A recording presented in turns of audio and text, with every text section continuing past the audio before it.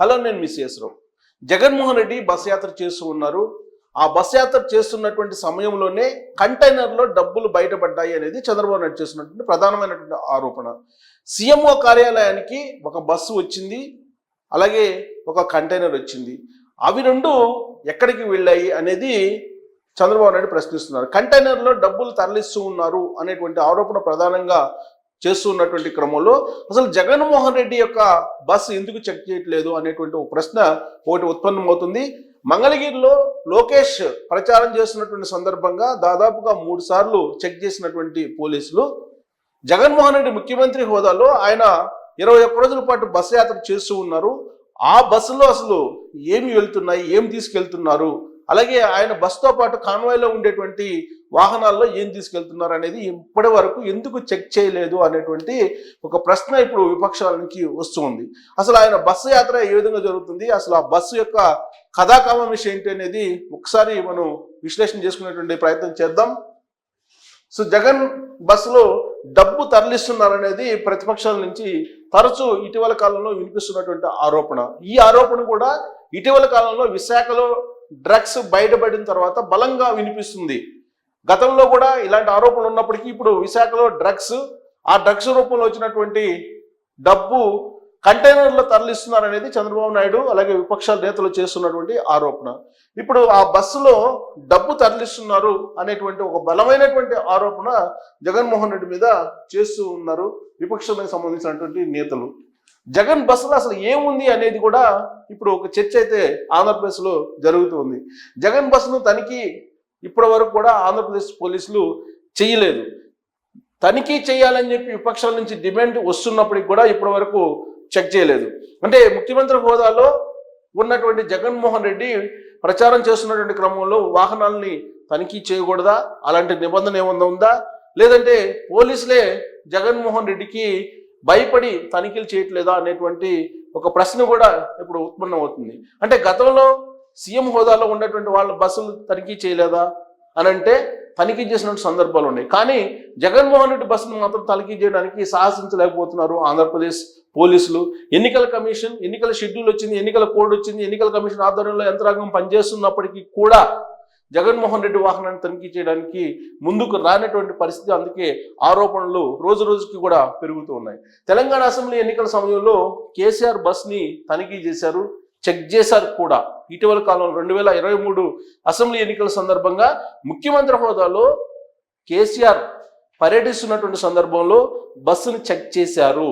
కానీ జగన్మోహన్ రెడ్డి బస్సును చెక్ చేయడానికి ఆంధ్రప్రదేశ్ పోలీసులు సాహసం చేయలేకపోతున్నారు.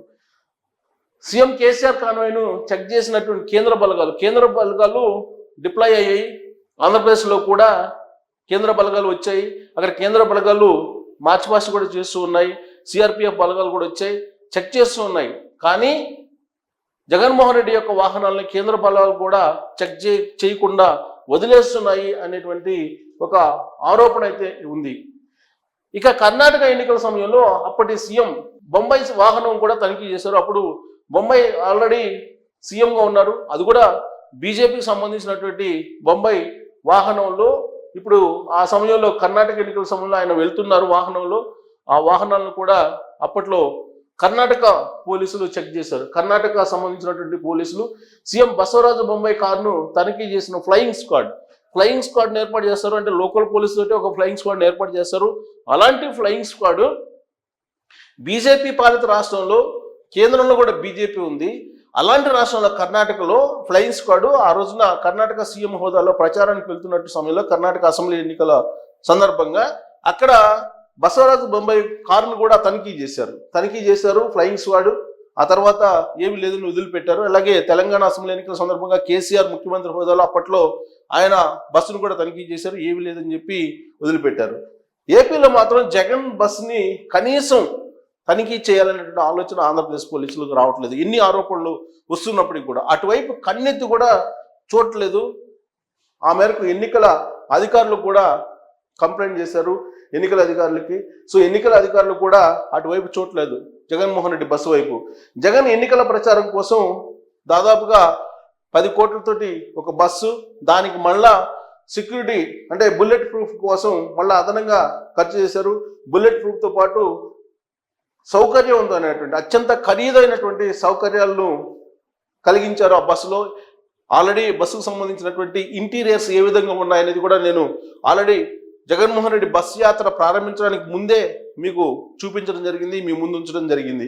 సో బస్సు అయితే 10 కోట్ల రూపాయలు, దాంట్లో ఇంటీరియర్స్ మొత్తం కలిపి దాదాపుగా 50 కోట్ల రూపాయలు అయ్యిందని చెప్పి అప్పట్లో వినిపించినటువంటి మాటలు. కాన్వాయ్లో భాగంగా మరొక 3 బస్సులు అన్నీ కలిపి దాదాపుగా పెద్ద మొత్తంలోనే ఏపీఎస్ఆర్టీసీ నుంచి ఆయన అద్దెకు తీసుకున్నారు. ఆ బస్సుల్ని పెద్ద మొత్తంలో కొనుగోలు చేశారు, కొత్త బస్సులు. ఆల్రెడీ అప్పట్లో చంద్రబాబు నాయుడు ముఖ్యమంత్రిగా ఉన్నప్పుడు ఒక బస్సు ఉండేది ముఖ్యమంత్రికి. ఆ తర్వాత చంద్రబాబు నాయుడు దిగిపోయిన తర్వాత జగన్మోహన్ రెడ్డి ముఖ్యమంత్రి అయ్యారు. ఇప్పుడు జగన్మోహన్ రెడ్డి ప్రచారం కోసం మరొక కొత్త బస్సుని కొనుగోలు చేసి దాన్ని మళ్ళా బుల్లెట్ ప్రూఫ్ చేయటం ఇవన్నీ చేశారు. విలాసవంతమైన సౌకర్యాలు కల్పించారు. దీంతో మొత్తంగా 50 కోట్ల పైన ఖర్చు పెట్టారు ఆ బస్సుకి. ఆ బస్సులో ఇప్పుడు జగన్మోహన్ రెడ్డి విలాసవంతమైన సౌకర్యాలతోటి ప్రచారం చేస్తున్నారు అనేది ఇప్పుడు ఆ ఇంటీరియర్స్ని అబ్జర్వ్ చేసినటువంటి వాళ్ళు చేస్తున్నటువంటి కామెంట్స్. ఎన్నికల ప్రచార వాహనాన్ని టచ్ చేయట్లేదు పోలీసులు మాత్రం. అసలు ఆ వాహనంలో ఏముంది, ఏం తీసుకెళ్తున్నారు, ఆ వాహనంతో పాటు అనుసరిస్తున్నటువంటి వాహనాల్లో ఏమి తరలిస్తున్నారు, ఇవన్నీ కూడా ఏమి పట్టనట్టుగా ఎన్నికల అధికారులు ఉన్నారు. అలాగే ఆంధ్రప్రదేశ్ పోలీస్ కూడా ఉంది. ఇలాంటి పరిణామం ఎందుకు చోటు చేసుకుంది? పక్కన ఉన్నటువంటి సరిహద్దు రాష్ట్రాల్లో ప్రచారం జరుగుతున్న సందర్భంలో తెలంగాణలో కానీ అలాగే కర్ణాటకలో కానీ అప్పట్లో సీఎంలుగా ఉన్నటువంటి వాళ్ళ వాహనాలను తనిఖీ చేశారు. కానీ ఆంధ్రప్రదేశ్లో మాత్రం జగన్మోహన్ రెడ్డి వాహనాలను తనిఖీ చేయాలి అనేటువంటి ఒక ఆలోచన కూడా ఆంధ్రప్రదేశ్ ప్రజలకు, ఆంధ్రప్రదేశ్ పోలీసులకు రాకపోవడం అనేది విచిత్రమైనటువంటి పరిణామం. సో ఇప్పుడు ఎన్నికల కమిషన్ ఇప్పటికైనా విపక్షాలు చేస్తున్నటువంటి ఆరోపణలను బేస్ చేసుకొని ఇప్పుడు జగన్మోహన్ రెడ్డి వాహనాలను కనుక తనిఖీ చేయకపోతే ఇప్పటి వరకు వస్తున్నటువంటి ఆరోపణలకు బలం చేకూరేటువంటి అవకాశం ఉంది. అంతేకాదు జగన్మోహన్ రెడ్డి మీద నానాటికి ఆరోపణలు పెరుగుతూ ఉన్నాయి. ఆయన లిక్కర్ స్కామ్ చేశారు, లిక్కర్లో సంపాదించిన డబ్బుల్ని తరలిస్తూ ఉన్నారు, ఇప్పటికే నియోజకవర్గాల వారిగా తరలించారు అనేటువంటి అభియోగాన్ని ఆయన మీద విపక్షాలు మోపుతూ ఉన్నటువంటి తరుణంలో దీనికి సమాధానం ఎన్నికల అధికారులు చెప్పాలి, అలాగే ఎన్నికల సంఘం కూడా చెప్పాలి, అలాగే ఆంధ్రప్రదేశ్ పోలీసులు కూడా చెప్పాలి. ఇప్పటి వరకు ఆయన వాహనాన్ని తనిఖీ చేయలేదు. దాదాపుగా 2 వారాలు అవుతుంది. 2 వారాల నుంచి ఆయన పర్యటన చేస్తూ ఉన్నారు. ఈ 2 వారాల్లో ఒక్కసారి కూడా ఆయన వాహనాన్ని కనీసం కట్టసీ కోసం అయినా సరే పరిశీలించలేదు.